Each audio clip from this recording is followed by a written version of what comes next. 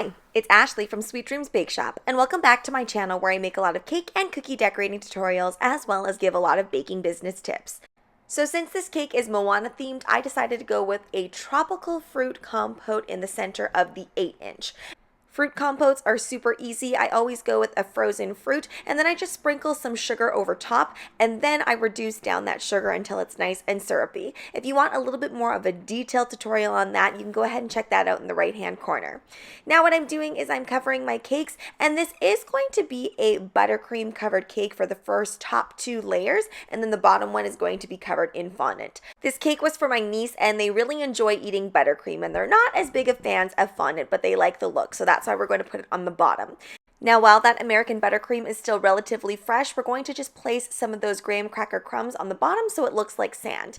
Now I'm going to be working on the faux tier, and it's basically just a styrofoam tier. I'm going to put some hot glue on there, and then I'm going to place it directly on my board. Now make sure that when you are using hot glue on styrofoam, you don't use a super high setting, because if you do that, I find that the glue just kind of melts right into the styrofoam and you're not going to be able to get it to stick.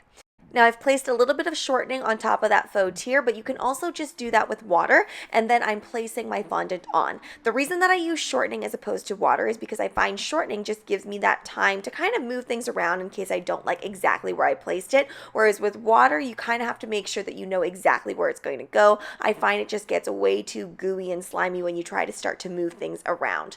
So I'm not being too perfect with this because I am going to be covering it up with a lot of detail, but you do want to try and get that as smooth as possible. And then I'm going to take my little cutter here and take off all of that excess. You can do this with an X-Acto knife as well.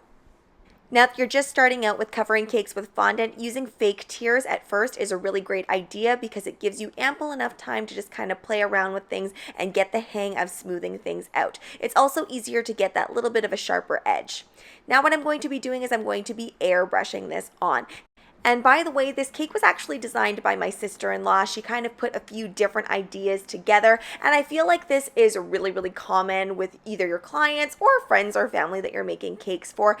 With so many resources for cake pictures like Pinterest and Instagram, I think that people really like to mix and match ideas to make it their own. So I gotta say, guys, I wasn't really super pleased with that airbrushing. As you know, my airbrushing hose is not working the best because there is a hole in it, so I get a little bit patchy here and there, but I do end up fixing it with just adding some more detail and then doing a little bit more airbrushing later on.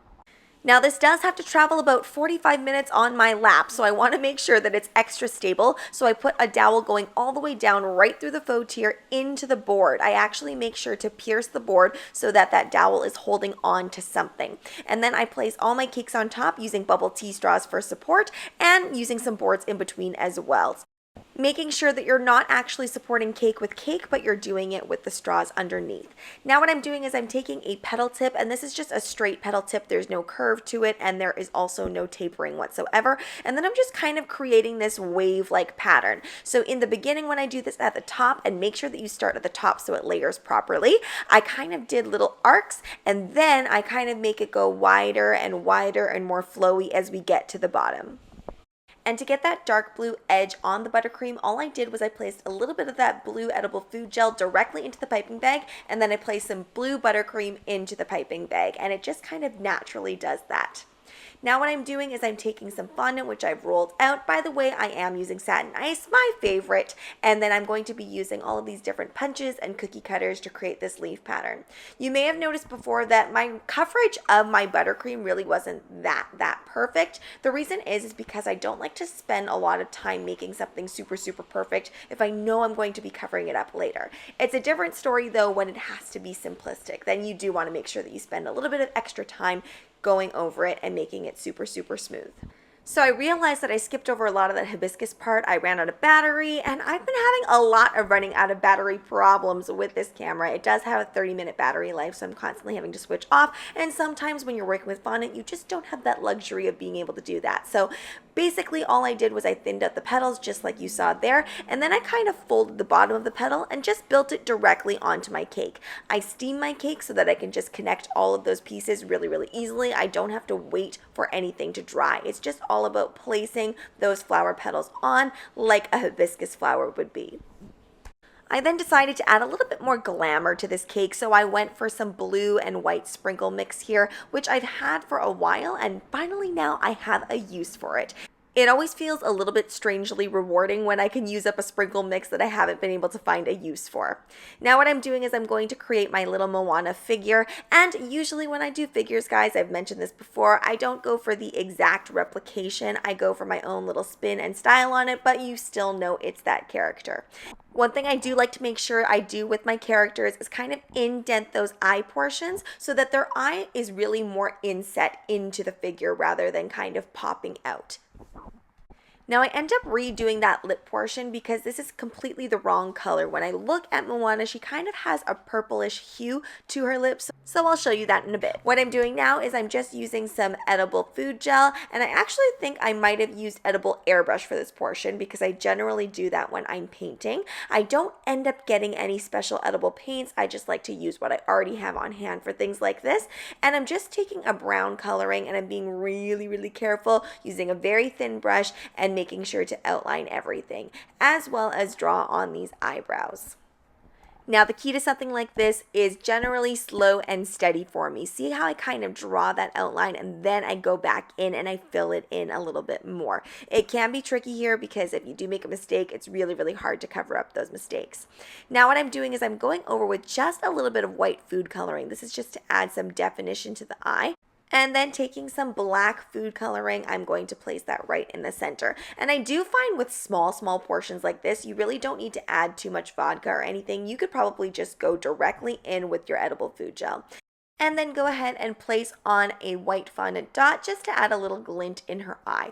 Now I'm kind of fudging her outfit here. When she is baby Moana, which by the way, that's the version that I'm making, she wears kind of a diaper cloth type thing, and she doesn't wear a top actually, but I decided to add a top on her.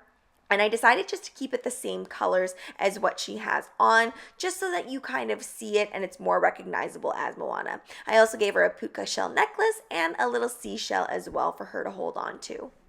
I should also mention that her legs are actually detached from her body. First, I created the legs and put them on the edge of the cake, and then I placed her body on a stick, and that stick is going right through the cake as well. Then I go ahead and I add on all the details like her hair by just creating little kind of strands, kind of like a worm, and then I place it on her head.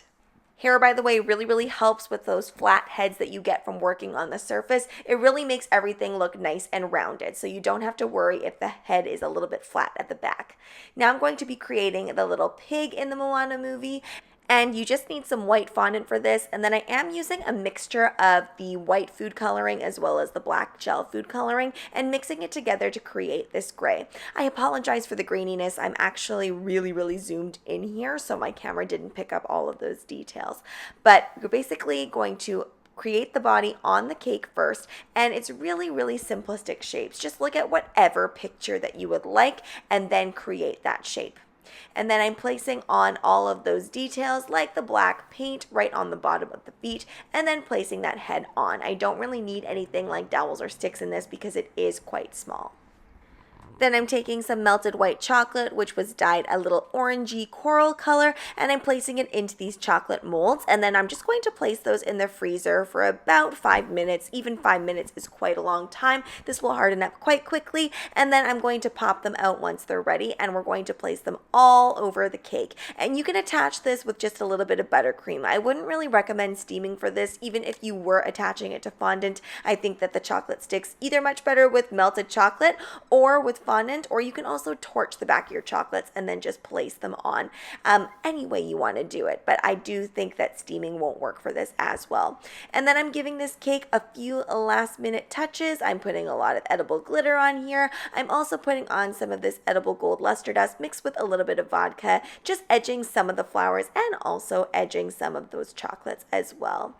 And there you have it. There's little Moana. I added a little bit of a flower in her hair as well as near her ankles, and I added some flowers and other floral work here and there too, and I made sure to airbrush the centers of those flowers. I should also mention that the little centers of the hibiscus flowers are not edible. I just bought those from my local cake store. And I do recommend that if you are going to put that on a portion that it's going to be edible, that you first wrap them in floral tape and then wrap them in a little bit of tinfoil and then put them into your flower. Now let's get into the pricing of this cake. So even though not all of the tiers are edible, I would still charge the same price regardless of a real cake or a faux tier. So that would be $475 Canadian. And as always, pricing is different all over the world, so my pricing is not going to be the exact same. If you want to use my pricing guide, it's best to look at a series of my videos so you can see the differentiation between all of my pricing.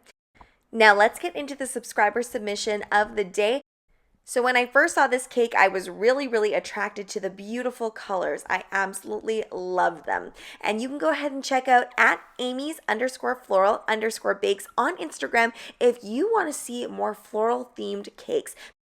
Be sure to drop them a like and drop them a comment. And if you guys want to be featured on my channel as the next subscriber submission, be sure to follow me at SD Bake Shop on Instagram, where you can either tag me in a photo or you can send me a photo of whatever dessert that you would like to share on this channel. Thanks so much for watching, guys. Don't forget to like, share, and subscribe so you can be part of the Sweetie fam. Right now, I'm uploading weekly, so make sure you hit that notification bell so you know when I upload. Also, be sure to comment, request, or ask a question. I love hearing from you guys. Bye!